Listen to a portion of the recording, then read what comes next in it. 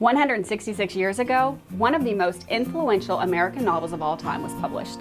The book continues to be read by millions and is firmly and permanently labeled as a work of classic literature. The book sold 300,000 copies in the first year, nearly 7 million in today's numbers, and was second in sales to only one book in its first decade of print, the Holy Bible. The book is Uncle Tom's Cabin, and it opens and closes in the state we call home, Kentucky. It was passage of the Second Fugitive Act in 1850 that pushed Harriet Beecher Stowe into the literary world. The law demanded that civilians aid in the capture of runaway slaves, and for obvious reasons, this outraged many in the North.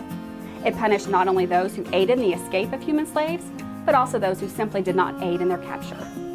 It was this act, along with the publication of escaped slave Josiah Henson's autobiography, that led Harriet Beecher Stowe into the writing of Uncle Tom's Cabin.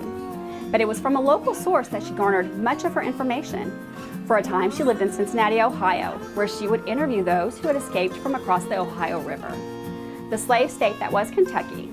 But she wouldn't just conduct interviews across the yet established Mason-Dixon line. She also ventured deep into the Bluegrass, as close to here as Paint Lake, Kentucky, where a historical marker points out the place that she derived some of the knowledge used in her landmark novel.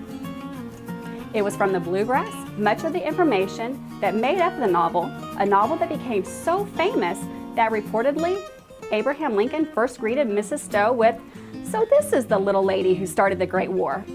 So it seems only fitting that the story opens with a Kentucky slave owner preparing to sell a slave downriver and closes with the same Kentucky man returning home to free, all under his own employ. It is today that we remember the heritage of not only our nation, but of our home state, both the sins and the redemptions.